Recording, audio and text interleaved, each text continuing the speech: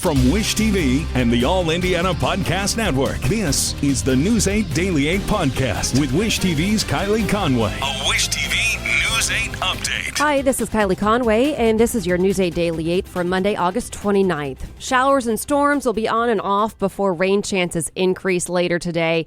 There is a marginal risk of severe weather for central Indiana with a slight risk for northwestern Indiana. We'll see lots of cloud cover throughout the day, some scattered showers and storms later tonight into the overnight hours. Highs today in the 80s with lots of humidity. One of 3 Dutch soldiers wounded in a shooting outside a downtown Indianapolis hotel has now died. The Dutch Defense Ministry made the announcement this morning. They made the announcement around 5 o'clock this morning, and it posted a statement online saying the soldier's family and colleagues were at his side. The Defense Ministry says the conditions of the other 2 soldiers remain unchanged. At last check, police said one is in critical condition. The other is described as stable. The Defense Ministry says both have been conscious and able to speak. The shooting happened early Saturday morning outside the Hampton Inn Hotel on Meridian Street. The Defense Ministry says the soldiers were from the Commando Corps and were in Indiana for training. The Indiana National Guard says the soldiers were training at the Muscatatuck Urban Training Center, which is used by the Defense Department and other allies. Police think some kind of fight between the soldiers and another person or people led to the shooting. So far, no arrests have been made. Authorities haven't released the names of the soldiers. News 8 has reached out to the offices of Mayor Joe Hogsett and Governor Eric Holcomb. Hogsett told us Saturday that he didn't know why the soldiers were in Indianapolis and said IMPD would issue a statement.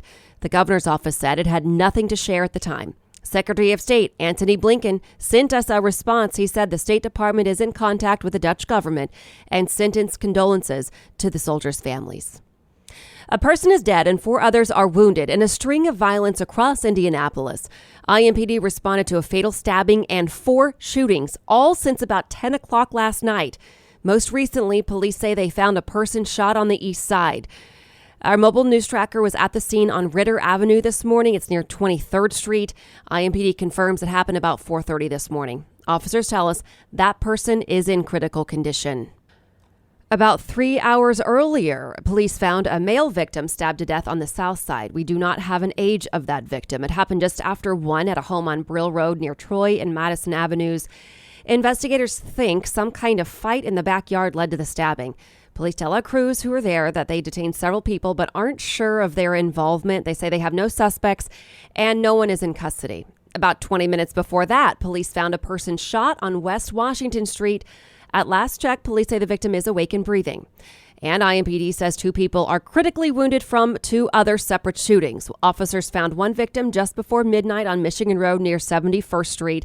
And then just after 10 last night, police found a person shot and in critical condition on North College Avenue. That victim was a woman. So far, police haven't released any suspect information in any of the shootings. And the city of Jackson, Mississippi is under a state of emergency, bracing for what could be a record flood event. Pearl River runs through the city. It's forecast to crest at 36 feet tonight. State leaders say that they are monitoring the situation using drones and sandbags. Scientists are warning that such extreme flooding events are results of the climate crisis. The federal government is ending shipments of free at-home COVID-19 tests. The shipments started in January. We checked with covid.gov this morning. It displays an announcement that the program will be suspended at the end of the week. The message says it's because Congress hasn't approved or provided additional money to replenish the nation's stockpile of tests. All right, NASA is going to try to launch its newest space program this morning if circumstances allow. The Artemis 1 rocket is scheduled to take off at 8:33 from Kennedy Space Center. At least a window from 8:33 to 10:33 is what they're shooting for. The countdown has had some brief delays overnight for lightning, a possible fuel leak. They're having to work on a couple of the engines, at least one engine right now. But Artemis 1 is scheduled to take off shortly after 8:30, so we are keeping our eyes on that this morning. But like the Apollo mission, the program takes its name from Greek mythology. The goddess Artemis is Apollo's twin sister. NASA's launch will serve as a test mission of the systems, route, and equipment for a human mission later in the program. The Artemis 2 mission is slated for 2024. If 1 goes as planned, 2 will carry astronauts for the same 42-day schedule.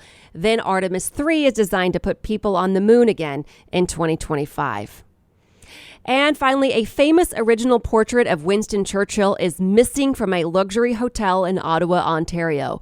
Officials from the Fairmont Chateau Laurier say it likely went missing, swapped out with a copy between Christmas of last year and January 6th.